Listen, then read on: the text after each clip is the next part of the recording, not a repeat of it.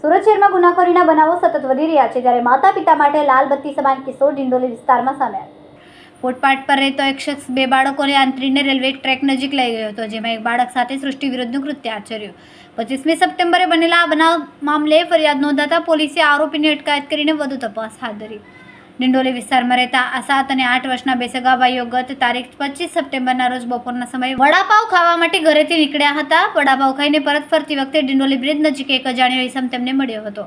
આરોપીએ બંને બાળકોને ચોકલેટ અને વડાપાવની લાલચ આપીને પટાવ્યા, ફોસલાવ્યા અને ડિંડોલી ખાતેના રેલવે ટ્રેક પાસે એકાંતમાં લઈ ગયો, જ્યાં તેમણે આ ભાઈઓ પૈકી મોટા ભાઈ સાથે અમાનવીય કૃત્ય આચર્યું હતું। કૃત્ય પૂરું થયા બાદ નરાધમે પકડાઈ જવાની બીકે બંને બાળકોને એકસાથે ચાકુ બતાવીને ધમકી આપી હતી કે જો આ વાતની જાણ તેના પરિવાર કે પોલીસને કરશે તો તેમને જાનથી મારી નાખવાની ધમકી આપશે। ત્યારબાદ આરોપી સ્થળ પરથી ભાગી છૂટ્યો। ડરી ગયેલા બંને બાળકોએ ઘરે જઈને હિંમત કરીને પરિવારજનોને સમગ્ર ઘટનાની જાણ કરી।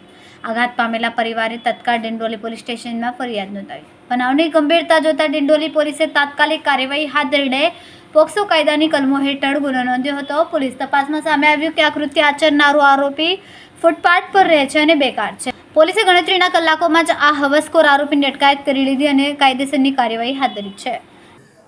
ડિંડોલી પોલીસ સ્ટેશનમાં તારીખ 1/10/2025ના રોજ એક પોક્સો એક્ટ અને BNSની કલમ હેઠળ એક ગુનો દાખલ થયેલો છે।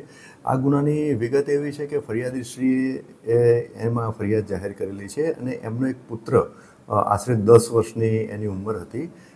એ અને એનો એક મિત્ર, એટલે એના પુત્રનો જે મિત્ર હતો એ આશરે 11 વર્ષની ઉંમર હતી। એ બંને ડિંડોલી વિસ્તારમાં એક જગ્યાએ વડાપાઉં ખાઈ અને પાછા જઈ રહ્યા હતા। એ દરમિયાન એમને એક અજાણ્યો ઈસમ મળેલો હતો અને એને આ બે બાળકોને એવું કહેલું હતું કે તમે મારી જોડે આવો, તમને હું ચોકલેટ આપીશ, ચોકલેટ ખવડાવીશ, એમ કરી અને એને લાલચ આપી અને બંને બાળકોને લઈ ગયેલો હતો અને આ બંને બાળકો ઉપર સેક્સ્યુઅલ એસોલ્ટ કરેલો હતો, જે અનુસંધાને આ ગુનો દાખલ થયેલો હતો। જે તે વખતે આ ગુનો અનડિટેક હતો, એટલે કે જે આરોપી હતો આઈડેન્ટિફાઈ થયેલો નહોતો।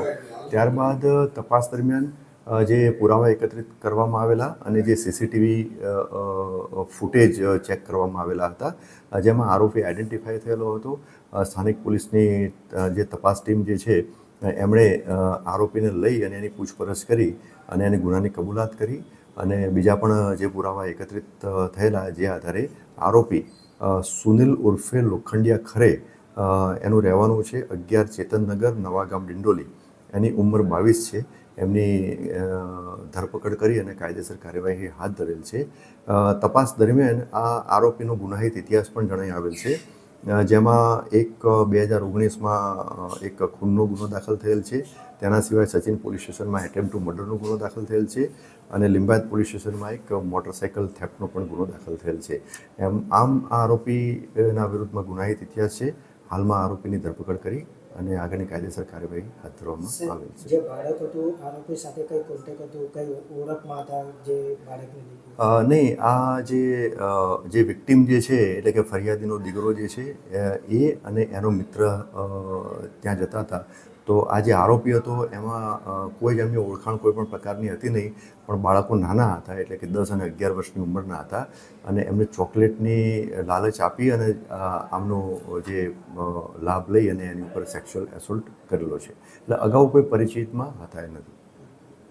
કેમેરામેન સેનેલ વિરાણી સાથે વિશાલ છેઠા, માનવ પ્રભા ન્યૂઝ, સુરત।